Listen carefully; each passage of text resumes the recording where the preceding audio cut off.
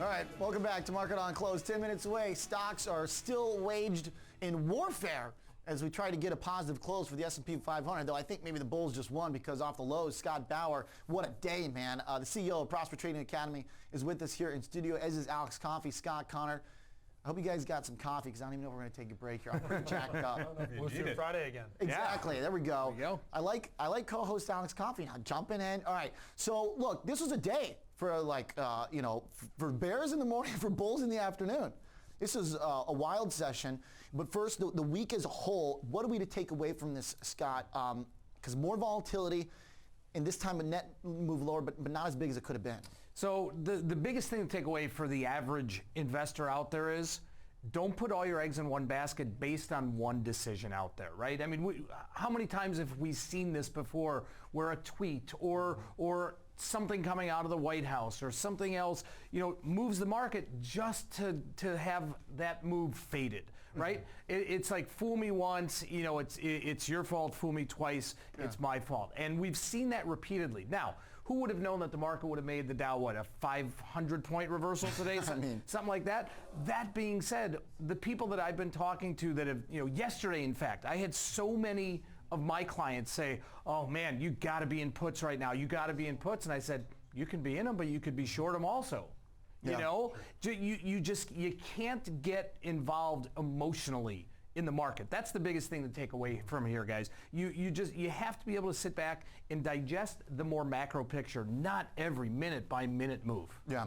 That being said, let's go minute by. Okay. But one of the things, I think the most interesting things, I'll throw your way, Scott, volatility. This morning, Dan Deming and I spoke right after the open. I said, Dan, the guys behind you in the VIX pit, what are they doing? Did they not get the message that we're tanking? Where's volatility? And it seems like if you're looking at VIX, then you had the right move, basically, because stocks, no matter where we close, are just way, way off the lows. And VIX never, for a moment there, ticked up. But that was it. Right. What happened? What's the answer? I think what Scott was just pointing out, the focus this week has been, you have to understand that when you have an emotionally driven type of market force out there right now, like what's going on with Ubers, you can see that a lot of emotion involved in that. Not so much fundamentals, because we just don't have that information. You saw the same thing in VIX this week. Even though we had these spikes and these 400 intraday moves, VIX never closed above 20 one day this week. Never closed above 20 one day this week. So what does that tell you? That means there's a lot going on intraday, and a lot of that intraday movement is based on what's happening with, like you said, a tweet to what's going on with the China negotiations. So it's almost like a tweet-driven market is one that can do strange things. It really was this week. Right. And I think that's the takeaway. So if you are trading in these kinds of environments, you do have to be careful. If you're doing any kind of put buying and selling, do it in a defined risk way. Because we don't know how far these things can go. But for right this week, lots of chop, lots of volatility. But net, we're here at 16 again.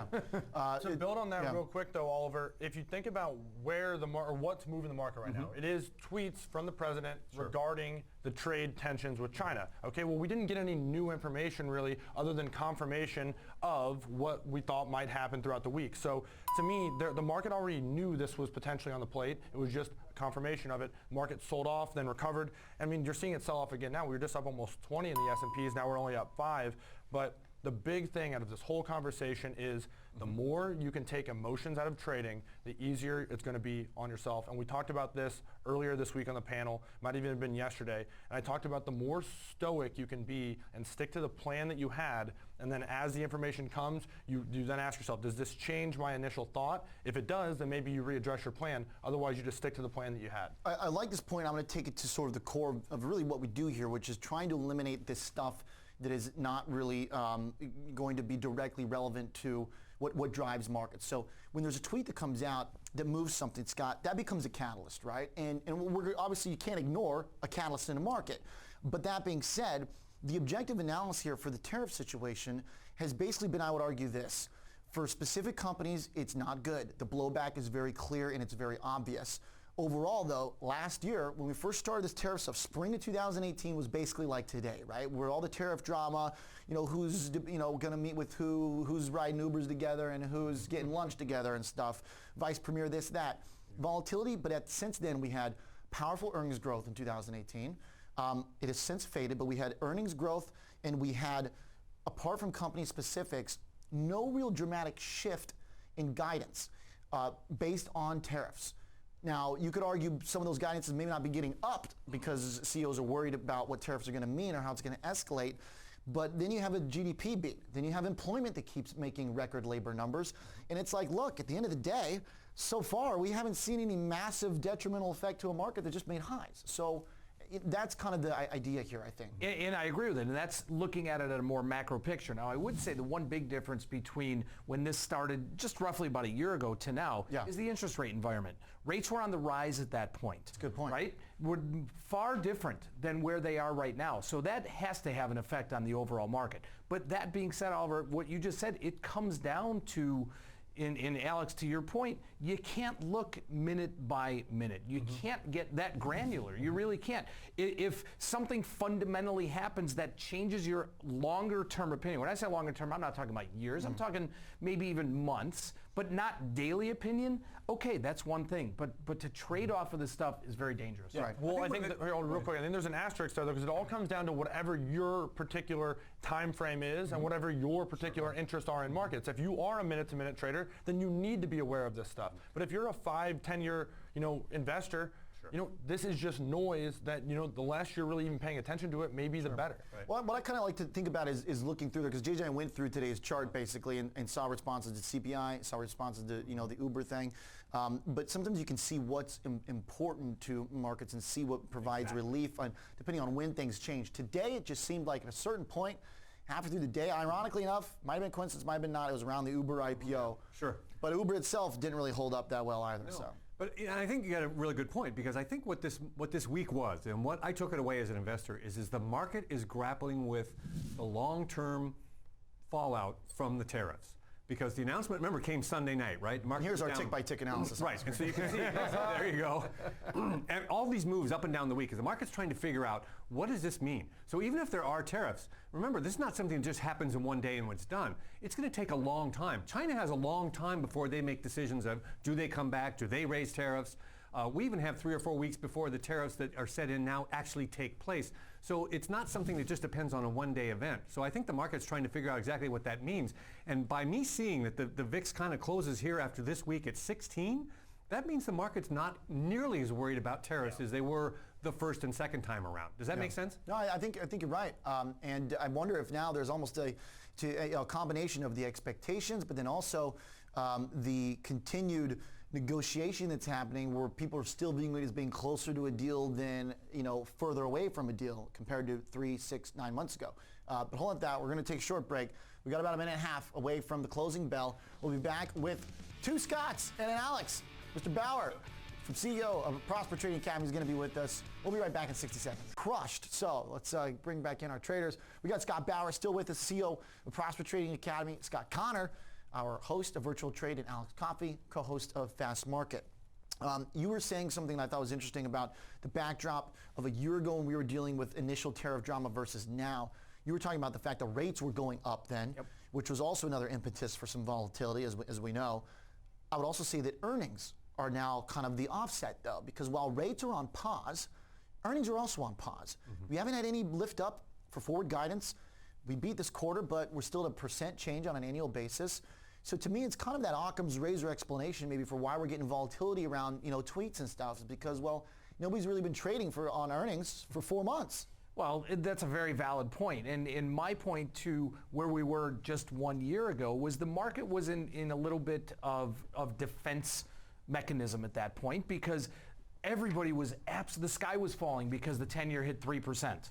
Remember that day in February, just ahead of when all the China tariff stuff started. So the markets, the interest rate environment at that point was actually on the rise up, which was putting additional pressures to the marketplace. Right now, you look at where we are, we don't know whether the next move is going to be a hike or a cut. It's going to be, we're going to stay somewhere in this range for the near future here. We're 70 basis points, 80 basis points off of what those highs were a year ago when this whole tariff talk started. So to me, that Fed put, or where the interest rate environment right now, is definitely supportive of a sell-off like this. Tell me and we then got a Tina bouncing trade back. still. Yeah, exactly. Today was a Tina trade is what you're saying. There you go. Hey, the crazier things I've heard crazier explanations for sure. And I think it does net out to being basically the most reliable one when you've got December and rate cut probability going up to 65% this week.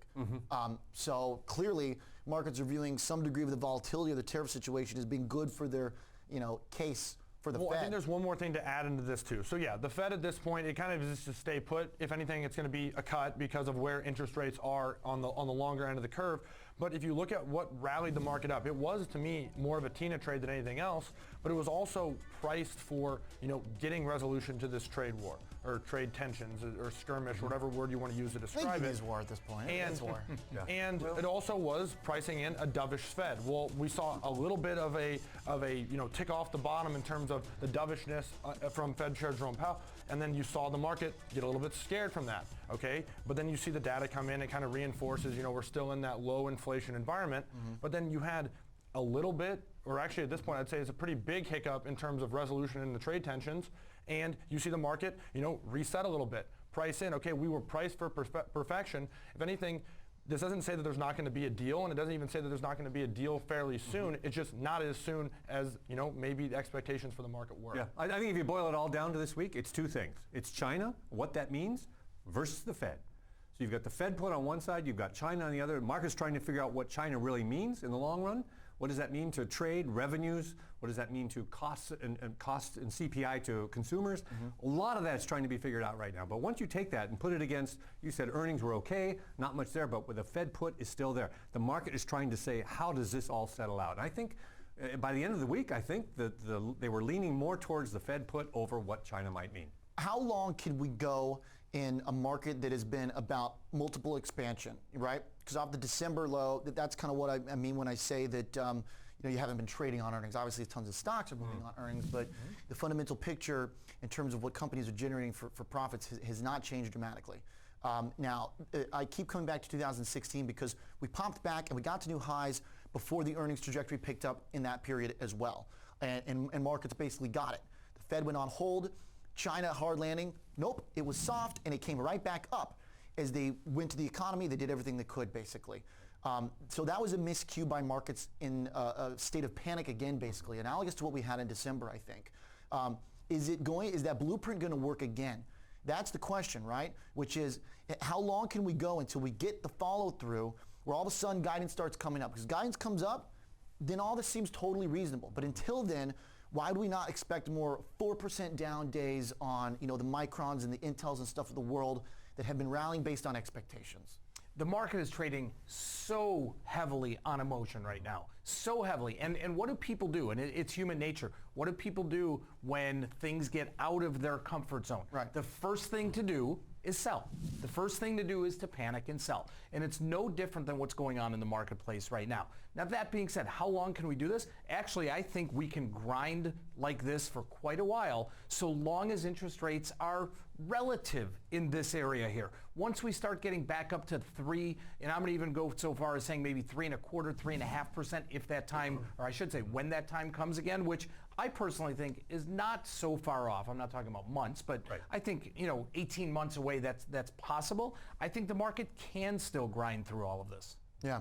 Alex? I love the comparison between 2015, 2016, and really the beginning of 2016, because if you think about what happened in the sell-off that we just had, you had an oil sell-off pretty significant. Also was happening at the same time. You also had the bond market rallying pretty strongly, kind of unexpectedly as well. Obviously, it was a different interest rate environment at the time, but that was also weighing on the markets too. And you're seeing in this particular case, though, and in both cases really, the market rebounded so sharply.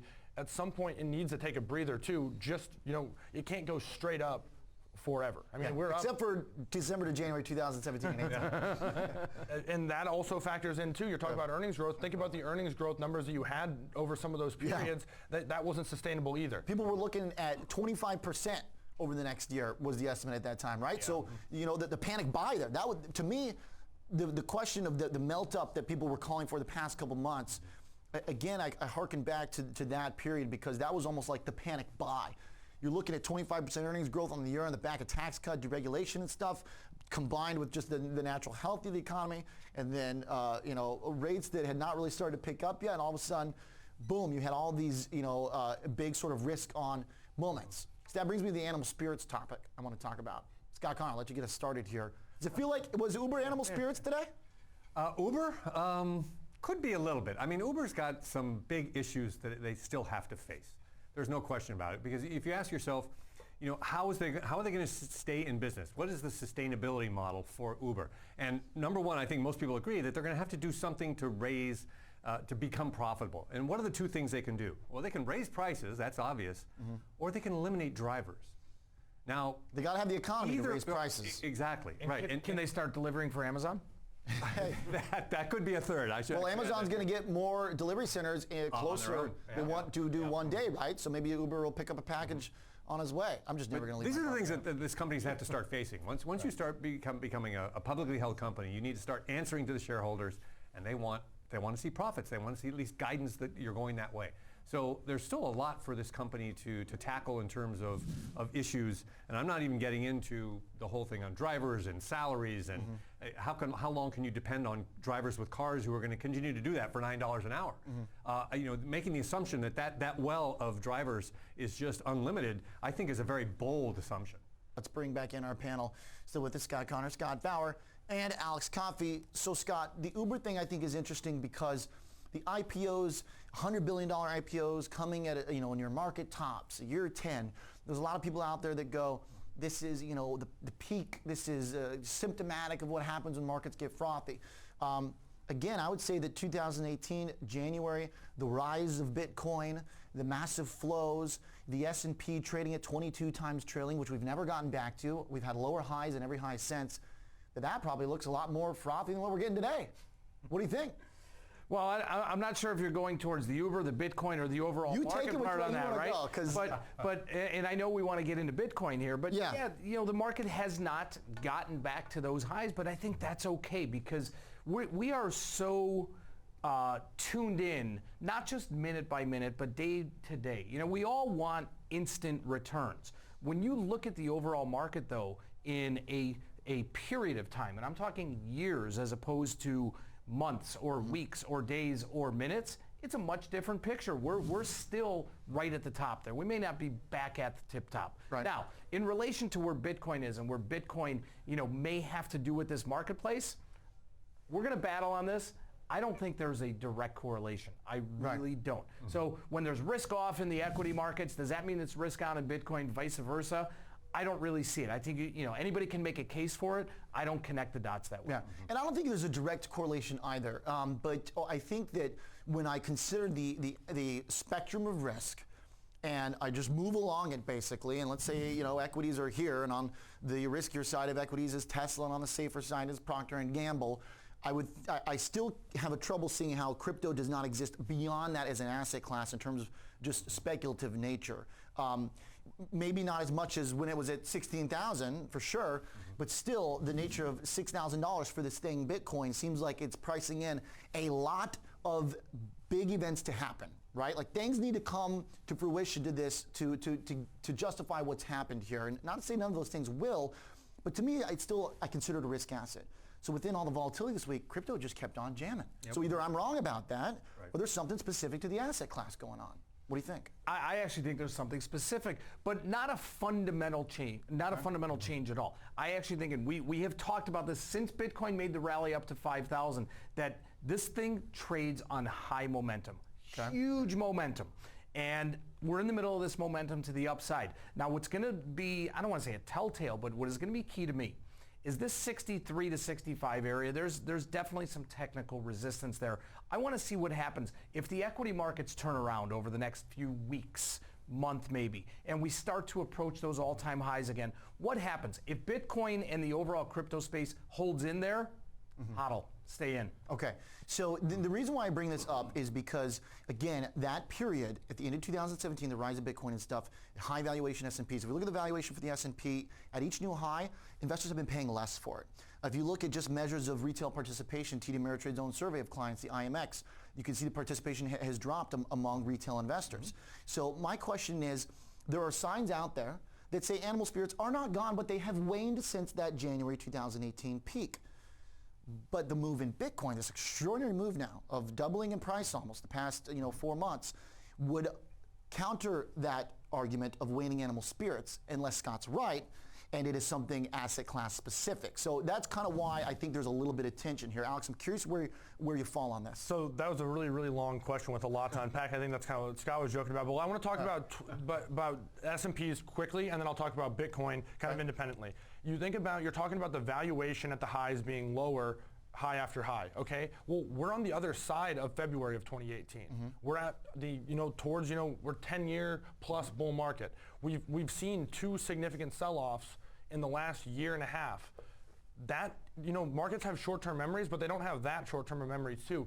There's a little bit more skittishness now when the market does turn in terms of emotions spilling into, you're seeing one tweet move the market 100 points in a couple days. Sure. You're seeing that, people remember those events.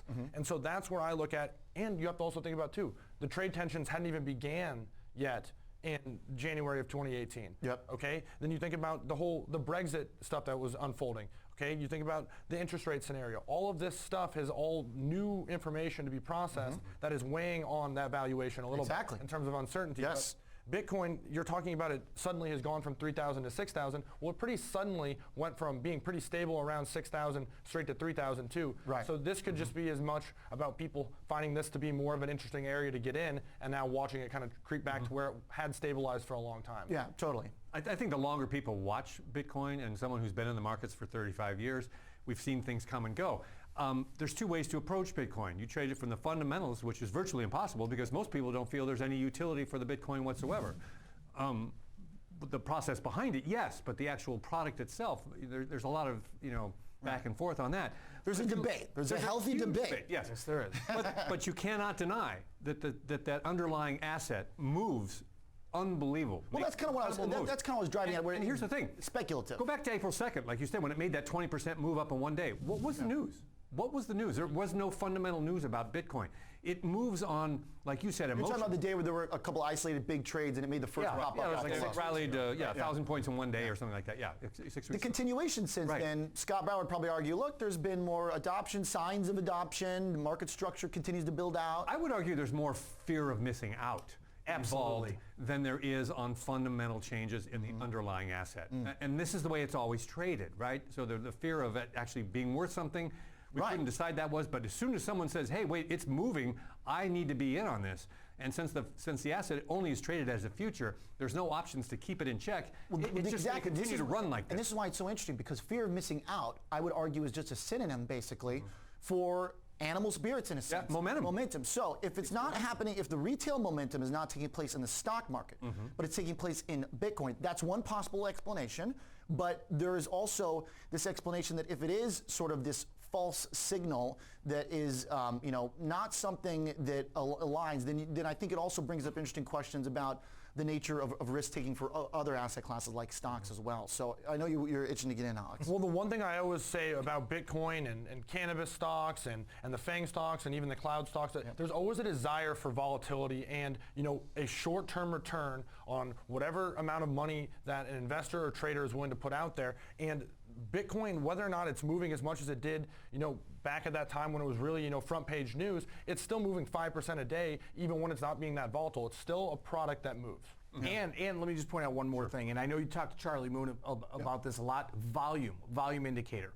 For a very long time when Bitcoin was consolidating, volume in the futures was negligible. And volume's big now. Volume is big now.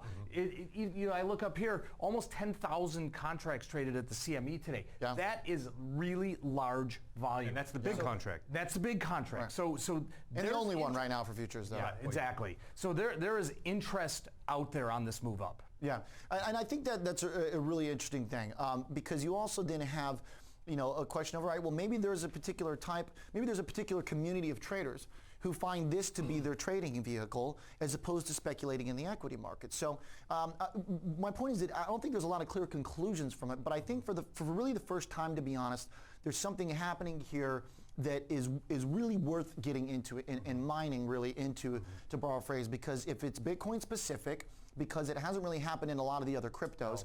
That to me is also very interesting. To me, that was always one of the things to look for. When will one of the cryptos do something specific to itself?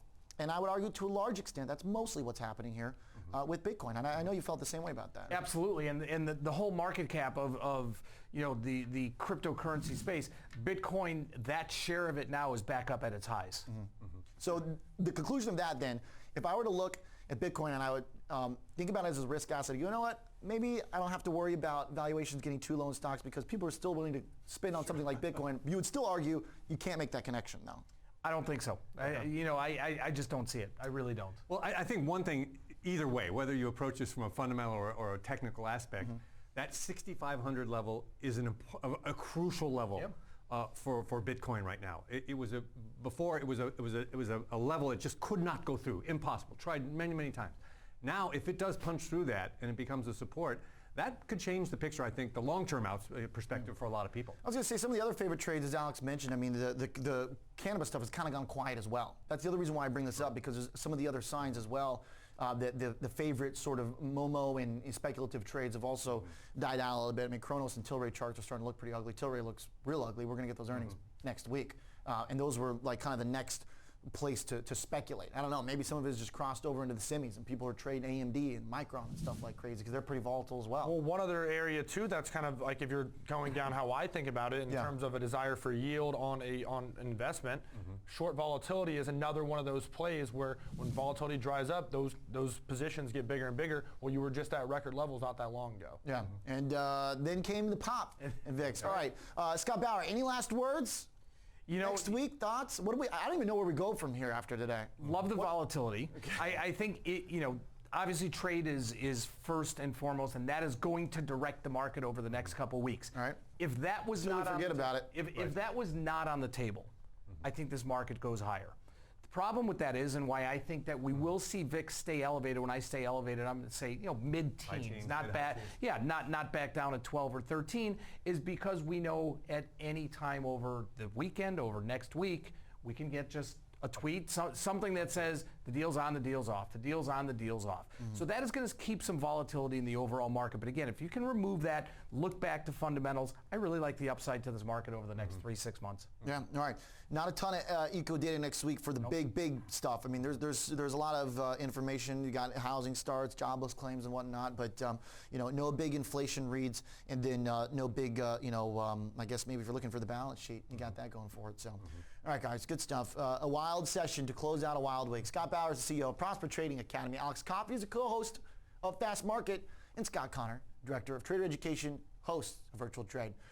Whew, lots there to unpack.